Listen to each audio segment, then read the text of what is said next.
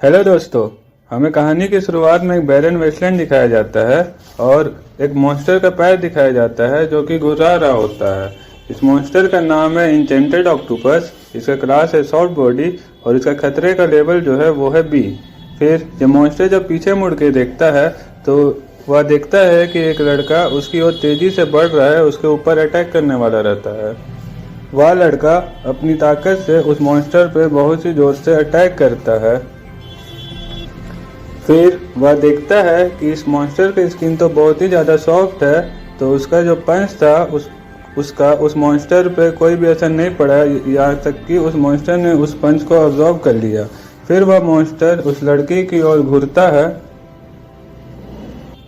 और फिर वो उस लड़की की ओर घूर के उस पर अटैक करने वाला होता है। फिर वह लड़का सोचता है कि वो तो अब उसकी रेंज के अंदर है, तो वो उस अटैक से नहीं बच पाता, इसीलिए वो अपना दोनों हाथों से अपने शरीर को बचाने लगता है। फिर वो लड़का अपनी आंख बंद कर लेता है, पर हमें दिखता है कि कुछ रे जैसा कुछ आया और जो कि एक लड़की होती है, और वो लड़की उस मॉन्स्टर का जो है हाथ काट देती है और उस लड़के को बचा लेती है। फिर वह लड़की उस लड़के को घूरते हुए कहती है कि पीछे हट जाओ, पर लड़का मुस्कुराते हुए रिप्लाई करता है उसको बचाने के लिए थैंक यू। फिर हमें दिखाया जाता है कि जो मॉन्स्टर का हाथ लड़की काटी थी वो हाथ उसका तो अपने आप से हील हो रहा है। तो वह लड़का सोचने लगता है कि क्या हमारा कोई भी अटैक इस मॉन्स्टर पे असर क्यों नहीं कर रहा।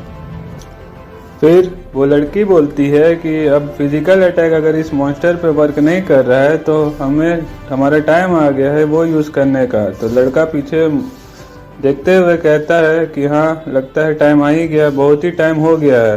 फिर लड़की उस लड़के की ओर घूरते हुए कहती है चुप हो जाओ।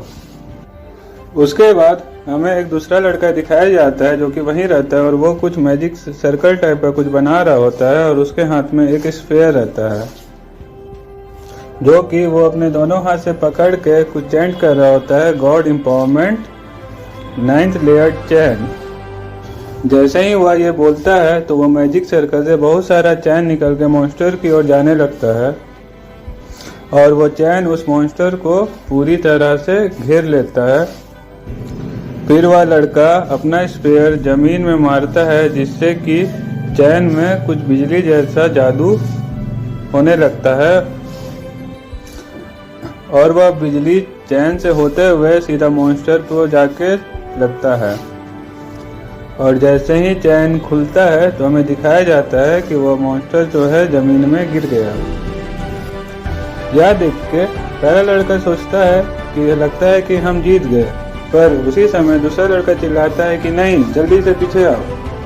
फिर उस मॉन्स्टर के पेट पास एक कुछ जेम जैसा होता है जिससे कि एक लाल कलर का कुछ निकलता है और हमें दिखाया जाता है कि वहाँ से एक और डीमन निकलता है जिसका नाम है फैटल डीमन ऑफ कंजम्पशन, जिसका क्लास है पैरासाइट और इसका जो खतरा का लेवल है वो है एस। फिर वह डीमन उन तीनों की ओर देखता है और फिर वो उन तीनों पे अटैक करने के लिए रेडी हो जाता है और कुछ मैजिक जैसा बनाने लगता है। और वो जो अटैक रहता है वो बहुत ही ज़्यादा पावरफुल अटैक रहता है, पर वो अटैक उस एडवेंचर को लगने से पहले ही वो अटैक गायब हो जाता है, जिससे कि तीनों एडवेंचर यहाँ तक कि मॉन्स्टर भी शॉक होकर सोचने लगते हैं। फिर हमें दिखता है कि आसमान में एक और डीमन है जिसके दो बड़े बड़े विंग्स है। ये देखते ही दूसरा लड़का जोर से चिल्लाता है वो दोनों को कि जल्दी से मेरे पीछे आ जाओ, और वो कहता है कि कुछ और खतरनाक मॉन्स्टर आ रहा है। फिर हमें दिखता है कि वो मॉन्स्टर जो हवा में था वो बहुत ही ज़्यादा पावरफुल अटैक करता है उस नीचे जो मॉन्स्टर है उसके ऊपर, और अपने आप को बचाने के लिए वो नीचे वाला मॉन्स्टर भी अटैक करता है। पर नीचे वाले मॉन्स्टर का अटैक उस अटैक के सामने कुछ नहीं होता और वह अटैक सीधे जाके उस मॉन्स्टर पे लग जाता है। और उस अटैक का नाम हमें बताया गया है वेनिसिंग ड्रिफ्ट, ठीक है। और जैसे ही वो अटैक उस मॉन्स्टर पे लगता है वहाँ पे एक बहुत ही बड़ा होल बन जाता है और चारों तरफ जो है पूरा धुआं हो जाता है। वो अटैक इतना पावरफुल होता है कि जो सेकंड कैरेक्टर है वो अपने दोस्त लोग को पीछे बुला के एक शील्ड बना लेता है, जिससे कि वो लोग बच जाते हैं। फिर जो पहला कैरेक्टर है वो बोलता है कि यहाँ क्या चल रहा है, तो दूसरा कैरेक्टर बोलता है कि खतरा अभी टला नहीं। और वो लोग सोच रहे होते हैं कि इतना बड़ा अटैक करने से पहले हमें कोई वार्निंग भी नहीं मिला, और उन लोग के सामने वो विंग वाला डीमन आके खड़ा हो जाता है जो कि धुआं के अंदर रहता है। पर अचानक से जो सेकंड कैरेक्टर है वो राहत की सांस लेते हुए बोलता है कि थैंक गॉड हम लोग बच गए, ये कोई एनिमी नहीं है। और धुआं हटता ही हमें दिखाई देता है 2 पैर, जिससे कि एक बहुत ही सुंदर सी एक डीमन निकलती है। फिर वह बोलती है कि उस चीज को मारना तो मेरे लिए कीड़े मारने के बराबर था, फिर भी तुम लोगों ने उसे मारने के लिए मेरी जैसी क्वीन को यहाँ बुलाया। फिर वह धीरे धीरे सेकंड कैरेक्टर के सामने जाते हुए बोलती है, क्या वही है, क्या यही है जो पूरी दुनिया को बचाएगा। फिर वह उसके एकदम करीब जाके उसे टोंट मारते हुए बोलती है कि लगता है कि मुझे तुम्हें अभी बहुत कुछ सिखाना बाकी है ताकि तुम यहाँ के राजा सही से बन सको। फिर वह लड़का हल्का सा मुस्कुराते हुए बोलता है, हा क्या करूं, अचानक से मुझे भी नहीं पता कि मैं कैसे इस धरती का राजा बन गया। फिर हमें इस डीमन के बारे में बताया जाता है जो कि होती है queen of the devil tribe. अच्छा, ये डेविल ट्राइब की क्वीन होती है जिसका नाम है इजेबेला, और इसका जो डेंजर लेवल है, खतरा का लेवल, वो मेजरेबल नहीं है, इस कोई मेजर नहीं कर पाएगा। और ये जो होती है वो जो सेकंड मेन कैरेक्टर होता है उसकी वाइफ रहती है।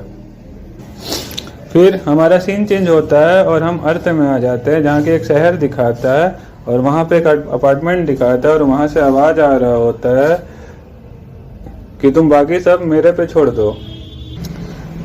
फिर एक वो सेकंड कैरेक्टर को दिखाया जाता है कि वो अपना हेडफोन निकाल के नीचे रखता है और कंप्यूटर की ओर देखते हुए सोचता है कि अगर हम बीच में इस गेम को छोड़े नहीं होते तो अभी मेरा गेम पूरा परफेक्ट होता।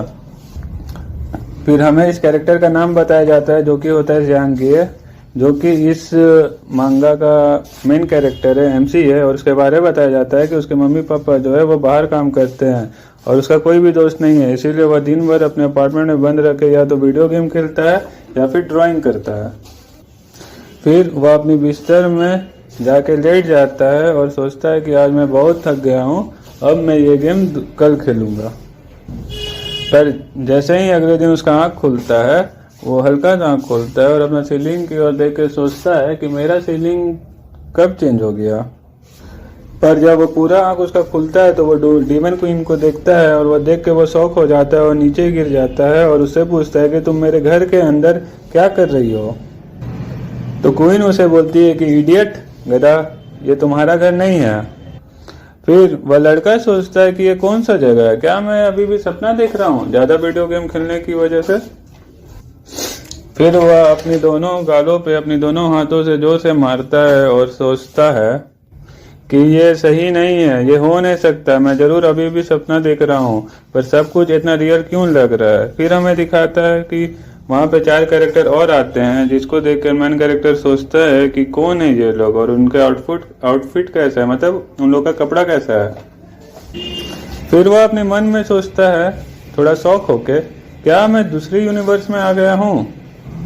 फिर क्वीन पीछे मुड़ते हुए गुस्से में कहती है, हाई प्रीस्ट, क्या यही है वो जिसकी भविष्यवाणी हुई थी या जिसके बारे में भविष्यवाणी में बताया गया है कि यही दुनिया को बचाएगा।